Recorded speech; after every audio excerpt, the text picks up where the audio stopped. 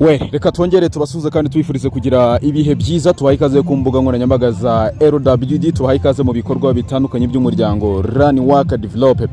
Ibisanzwe mbiri kumwe nanjye Irene Mutijima, turi mu karere ka Gatsibo mu murenge wa Kabarore. Aha rero ni ku munsi wa kabiri w'igikorwa cya Open Day cyangwa se igikorwa cy'imurika bikorwa by'abafatanyabikorwa ndetse n'abaturage bo mu karere ka Gatsibo. Umuryango Run Work Develop ukorera muri aka gace n'ubundi gufatanya n'abandi bafatanyabikorwa batandukanye, nabo bafite byinshi bitandukanye barimo baramurika cyangwa se baje kuba bagaragaza bagezwe, ariko by'umwihariko bikaba byaragizwemo uruhare nabo bafasha cyangwa se n'abagenerwa bikorwa muri rusange.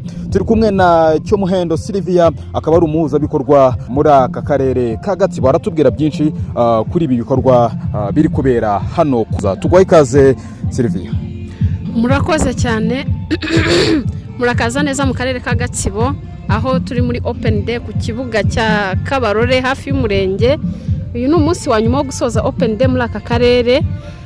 Twagiriwe amahirwe mu minsi ibiri tuhamaze, stand yacu yarasuwe cyane ndetse isurwa n'abayobozi bakuru b'akarere, arimo meya ndetse na vice meya n'umukuru w'ingabo.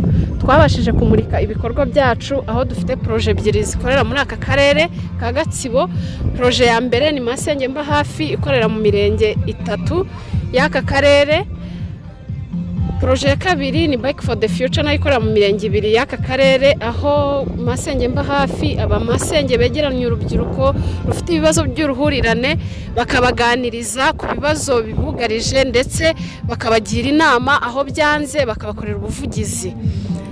Muri urwo rubohokero iyo bicaye biga ibintu byinshi, biga amateka y'igihugu, biga ubuzima bw'imyororokere ndetse bakiga uburyo bakwifata no kwiteza imbere muri rusange.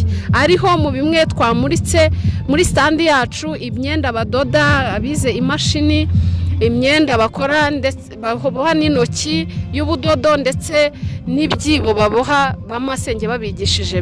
Byabafashije kwiteza imbere kuko muri iyo mirenge yose bafite amatsinda agera muri 58 ndetse biteza imbere mu buryo bugaragara. Musuye stand yacu, mukomeje gusura stand yacu mwabibona, nabo babaha ubuhamya.